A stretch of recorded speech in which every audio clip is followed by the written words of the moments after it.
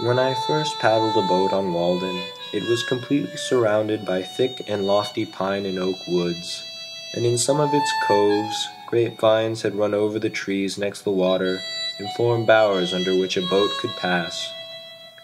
The hills which form its shores are so steep, and the woods on them were then so high, that as you looked down from the west end, it had the appearance of an amphitheater, for some kind of sylvan spectacle.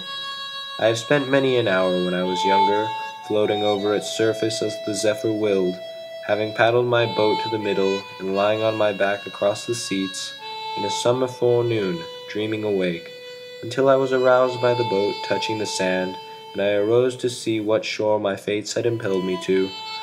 Days when idleness was the most attractive and productive industry.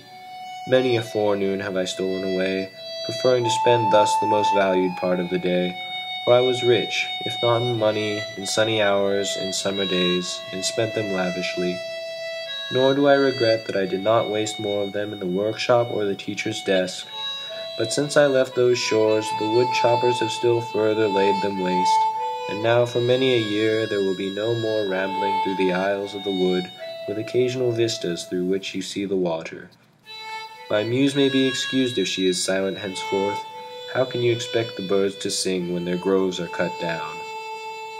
Now the trunks of trees on the bottom, and the old log canoe, and the dark surrounding woods are gone, and the villagers, who scarcely know where it lies, instead of going to the pond to bathe or drink, are thinking to bring its water, which should be as sacred as the Ganges at least, to the village in a pipe, to wash their dishes with, to earn their Walden by the turning of a cock or drawing of a plug.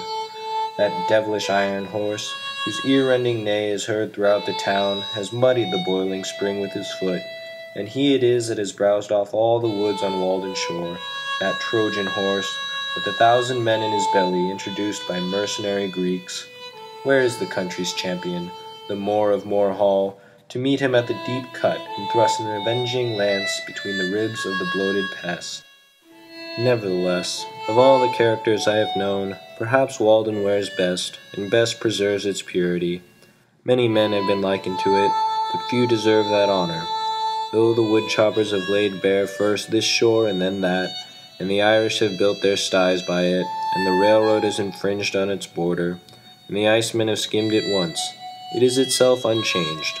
The same water which my youthful eyes fell on, all the changes in me. It has not acquired one permanent wrinkle after all its ripples. It is perennially young, and I may stand and see a swallow dip apparently to pick an insect from its surface as of yore. It struck me again tonight, as if I had not seen it almost daily for more than 20 years. Why, here is Walden, the same woodland lake that I discovered so many years ago, where a forest was cut down last winter, another is springing up by its shore as lustily as ever. The same thought is welling up to its surface that was then. It is the same liquid joy and happiness to itself and its maker. Aye, and it may be to me.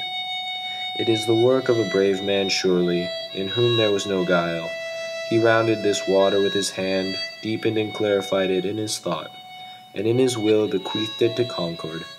I see by its face that it is visited by the same reflection, and I can almost say, Walden, is it you?